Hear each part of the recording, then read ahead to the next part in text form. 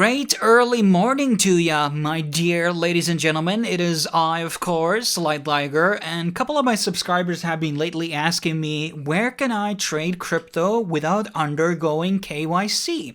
And KYC stands for Know Your Customer, which basically is that you have to provide your information regarding your identity to the exchange, such as bank statements, sometimes a proof of address, a phone number, a national ID card, passport, driver's license. It can be many things, and it varies per exchange. But there's a lot of people who are not able to fill these informations. There's a lot of people who are homeless or don't have a registered address where they're living. Then there's people who don't have bills under them. Maybe parents are paying the bills, or wife or husband or siblings are paying the bills. So there's a lot of people who are not able to simply fill in the KYC information required. And then there's just people who really value their privacy. There are cases where some of that KYC information has leaked into the black market and has been used in malicious ways. And sometimes it gets leaks into, local governments. So there's a lot of people who don't want that to happen. So they are looking for exchanges where you don't have to undergo KYC.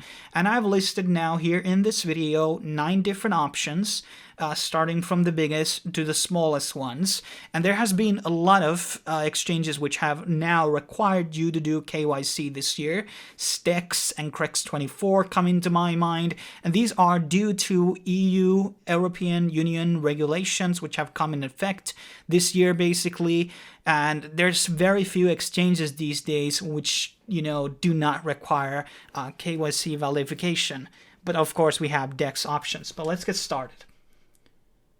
So the first one is KuCoin. This is a Chinese exchange that is one of the biggest in the world. I've talked about it many times. They have also a QMEX, which is a DEX experience sort of. They have margin trading, spot trading, and instant exchange as well. There's also a pools where you can put in different types of coins, such as, which are staking coins, that is. So there's Tezos, KCS, TRX, B Systems, Tezos, EOS, Atom, Tomo, Robbie. There's many different options here. The fees are relatively low for trading, but pretty high for withdrawals when we compare to the smaller options that we have. KuCoin has generally very, very high liquidity here, so it's a great place to trade because you're getting your sales go through for the most part, due to the exchange being just really, really big. So definitely recommending it. Also sign up through my referral link if possible. You can find the code below. The next biggest exchange we have on the list is BitMax. This is also a Chinese exchange, a great option. They also have a great token themselves, which is BTMX, which gives you dividends, as you can see, from the trading fees on the exchange. This one has no, just like KuCoin, there is an option for KYC, but it's not mandatory. There will be limitations on some of these exchanges, how much you can trade per day if you haven't done the KYC. So it's usually around $1,000. And then also BitMEX has futures, which is a good option because there's not really a lot of futures exchanges which don't require KYC, but also another good exchange, I would say, which is reputable.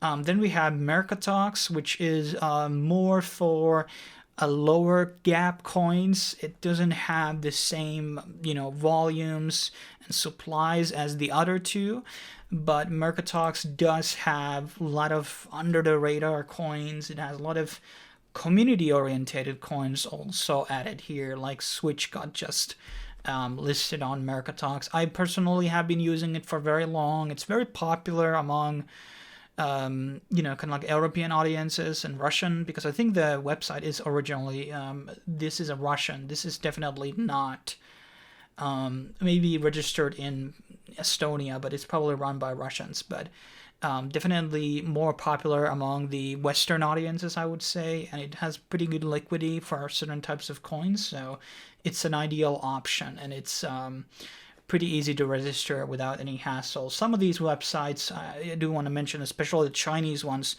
tend to ask for at least Google Authenticator type of a thing. That's not a KYC, but it's something. Not all of the exchanges require that. Then we have a pure futures exchange, BitMEX, which is many people already know.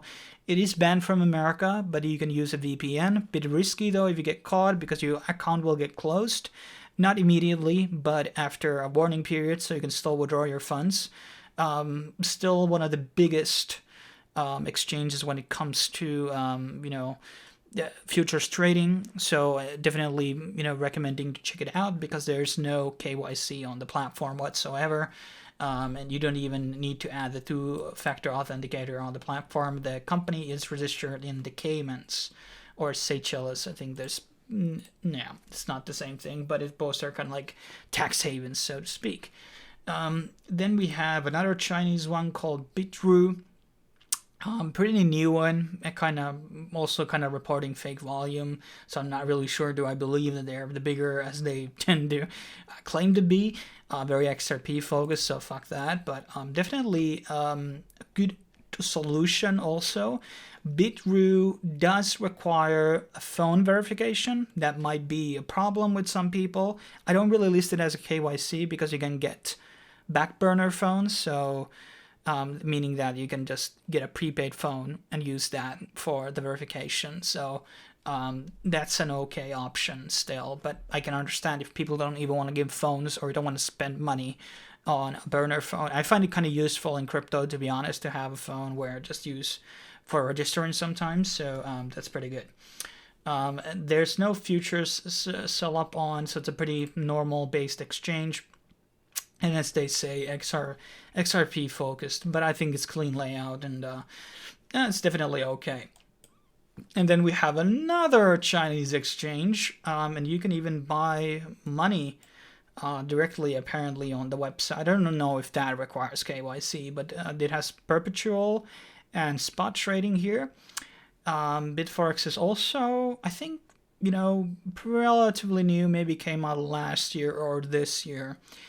And it's okay, I would say. There's some limitations on the, let's go to the identity authentication. So I think there's $1,000 requirement. I mean, $1,000 limit what you can trade per daily before. I'm just stuttering too much. $1,000 withdrawal fee limitations per day. Okay, there we have it. Another spot exchange where you might want to try. Good option also. Then we have a Korean exchange called Probit. Has a lot of IEOs, so that's good. I don't know if you need IEO KYC for the IEO. You can. It has a binding for phone, which is also optional, but it gives you certain benefits like getting airdrops. But once again, another exchange which I think is relatively good. I've been liking the experience for the most part. Another exchange where you don't need KYC. Then we have a Russian exchange called livecoin.net. This is another exchange where I don't think they even have any type of a KYC on the platform, so you can trade much as you want. The fees actually go lower the more you trade, and aside from some sketchy listings on this website, I think it's a pretty relatively okay exchange. I like it. It has a lot of rare coins here, some low cap coins. It doesn't have the highest volume on the planet, but it does the trick. So if you're looking for a European solution instead of a Chinese one, it's a good option. Then we have Altili, which has been around.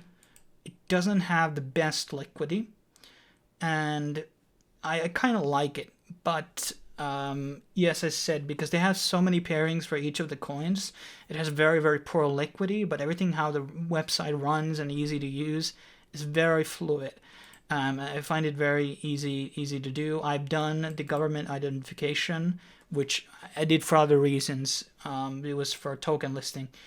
And basically the other limitations are based on 2FA and cellular phone verification. So if you're fine with $2K or $100, you don't need to do anything on the site, which is good. So this is another, I think Ultimately is an European-based, I want to say Russian or Estonian, but definitely also a good option for lower gap coins to explore and trade. And as our last option, we have Trade Ogre, and Trade Ogre has no KYC. It's basically has a bunch of privacy coins. That's what it has. Like every coin basically listed here is a privacy coin or somewhat related to privacy. And everything about this website is, they don't even have Twitter presence. They've been around for quite some time.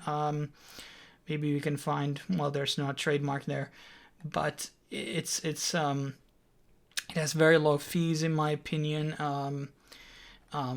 It's very easy to use, and I kind of like the layout too for the trading pairs. It doesn't have the highest liquidity out there, but it's best if you're really interested in privacy coins or in privacy in general. This is one of the best exchanges for that. But that pretty much wraps up my review about exchanges without KYC.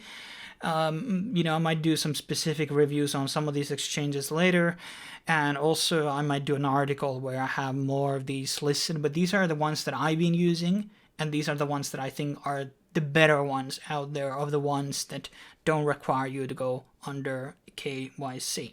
Thanks for watching, subscribe, yada yada yada. I'll see you guys next time.